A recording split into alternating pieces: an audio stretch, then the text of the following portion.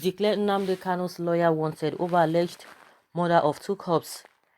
The police in Anambra has declared Mr. Ifeanyi Ejiofor, the lawyer to the leader of the indigenous people of Biafra, IPOB, Nnamdi Kanu, wanted over alleged murder of 2 police officers on Monday. The Commissioner of Police in the state, Mr. John Abang, made the declaration in a statement made available to newsmen in Oka on Tuesday.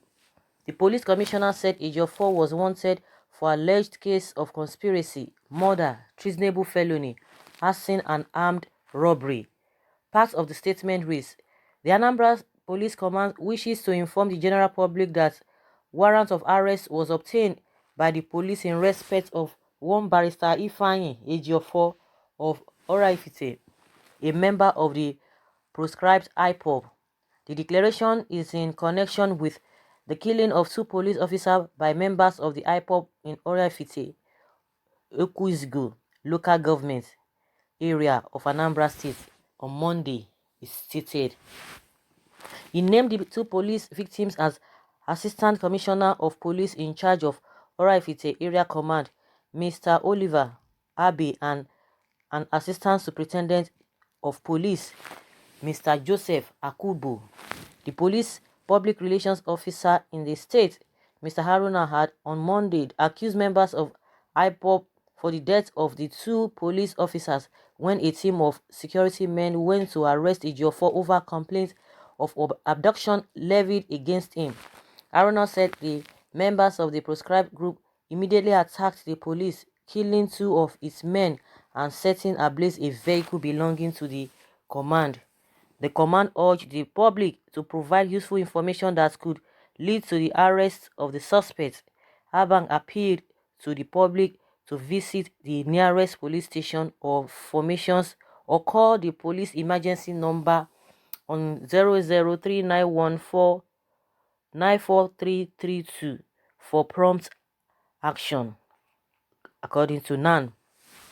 And meanwhile, you guys recently the IPOB members, they've already made known the reason why the Ifeanyi Ejiofor, the reason why the police came to arrest him in the first place, and they really explained all of those things. And they even talked about how the police couldn't even release the name of those victims, but now the police are really, now they are mentioning the names of the victims. You can imagine any little thing, treasonable felony. Of course, I know that's where they are going to. And meanwhile, IPOB has already stated the reason why they really came for him, and the reason why they are bringing all this drama at this moment.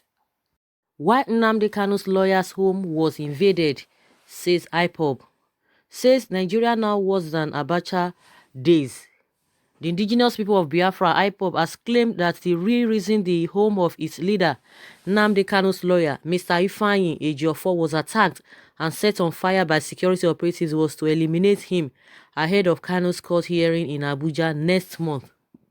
About 5 persons reportedly lost their lives on Monday when heavily armed security men comprising the police and the army invaded Ejiofor's Oraifite's country home in Anambra State.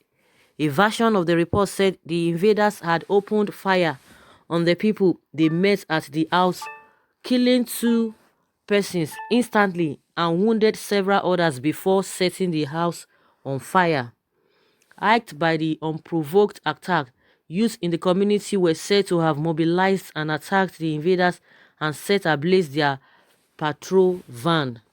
The police claimed they were at Ejiofor's house to arrest him following an alleged damning report against him. But IPOB, in a press statement issued Tuesday by its media and publicity secretary, Ima Powerful, said police lied concerning their remission in Kanu's lawyer's home. The pro-Biafran group said invaders rather came to kill the lawyer the way security operatives came to kill Kanu when his house was invaded on September 14, 2017. The truth remains that Nigeria police and army went to the home of barrister Ifeanyi Ejiofor with the sole purpose to kill him before next month's court date, as is now their tradition. On getting there, they opened fire on unarmed civilians as usual, and the 2 men that came out of the house were shot dead instantly. The police carried their dead and dying bodies into their van to conceal evidence and drove off. Their facts backed by evidence Anambra police cannot deny. After killing 2 unarmed and innocent civilians, before they left, the police doused Barrister Ejiofor's home with petrol and set it on fire. This was the reality yesterday, Monday, in Oraifite, Anambra State. It was the carelessness of the police in handling the petrol they used to drench Barrister Ejiofor's home and nearby businesses before setting them on fire that trailed back and led to the fire that gutted their van. According to the statement, police claim of criminal report against the lawyer does not hold water because he was never invited by the police over the said report before the invasion. The statement read in part, in their usual predictable manner, the Nigerian police, through their public relations officer, one Haruna Mohammed in Anambra State, have issued a self-incriminating statement laden with blatant lies, falsehood, and deception.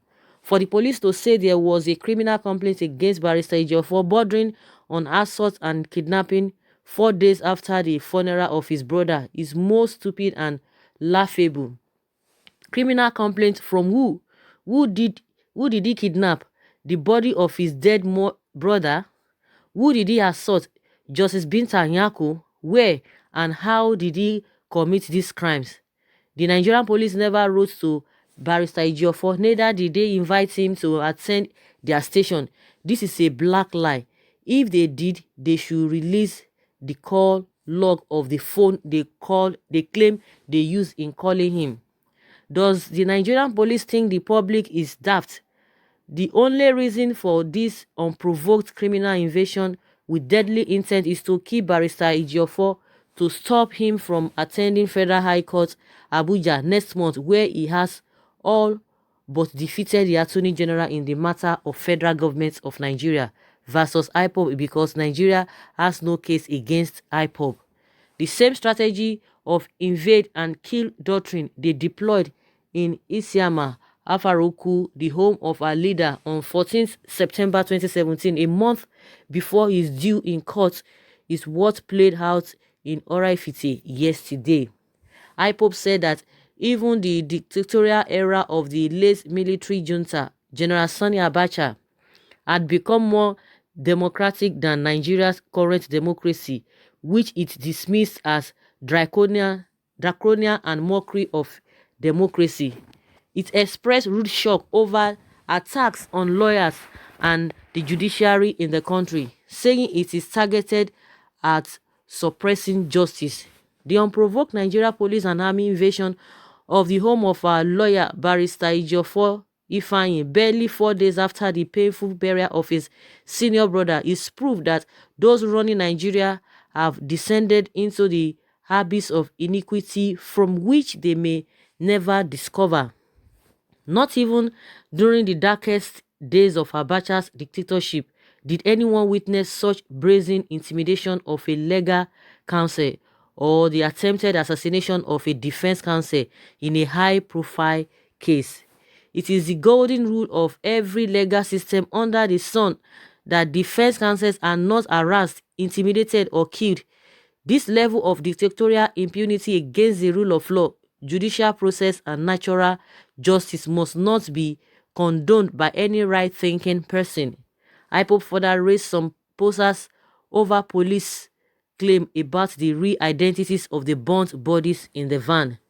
The Nigeria police claimed 2 of their officers were killed by IPOB members, but there were 4 dead bodies in the burnt out police vehicle.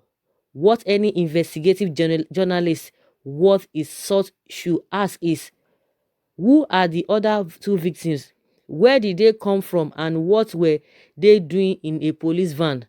Answer to these questions will reveal that Nigeria Police Command in Anambra State are unrepentant liars. The statement maintained that IPOB had remained a peaceful and non-violent organization seeking the restoration of Biafra and vowed never to compromise its peaceful posture, no matter the provocation. It is on record that IPOB remains a peaceful movement. Therefore, this latest desperate attempt by Nigeria police to equate our activities with S-men terrorist organization is a waste of time. So guys, that is another angle to this whole drama on ground between IPOB and police. And the question is that it is the same police that is always going to meet this IPOB wherever they are. And because people never call them that, oh, there is violence or there is any form of protest somewhere by IPOB. No, you say that they are having their meeting or they are just in their various homes doing their own thing. Police will just go there. They will tell you they have some kind of information concerning one thing or the other. And just like you know, to a very large extent, at least people will be able to like, okay, this is a lawyer in the first place. You heard a lot of things about him or somebody reported him and all of that. And IPOB has said, if you have the evidence that you called him or he was invited, you know, you have the evidences and the procedures at which you followed in inviting him and that made him not to even come in the first place. And they said, relieve the call log if really you called him. And after some days, that who did he adopt? Who did he kidnap? And all of that. You know, those are the questions that, you know, we've been asking again. Of course, no, somebody will say, oh, why would you want to say because it's a lawyer and all of that you want to trust him? He has never had any criminal case before now. We've never heard about that. So all of a sudden, somebody will just report him. And the next thing you will go to his house. You guys went to his house. You say you heard something and somebody reported him. So how did you now know that? How did the people now know that you were coming? And as people were coming out from the man's house and they were shot, you know, like I said the very first day that this news broke out, as soon as they said the spokesperson, police spokesperson in Anambra State, the Haruna Ahmed, when he was called upon to, you know, to ask what really happened, they couldn't reach him. I knew quite well that something was about to happen, that by the time they are going to release their statement, it's going to be something else, because they have to really prepare everything. Because if really you are sure of what's happened, immediately as soon as you are called, people will reach out to you, people will get through to you, and you'll be able to give the account of what really happened from your own end.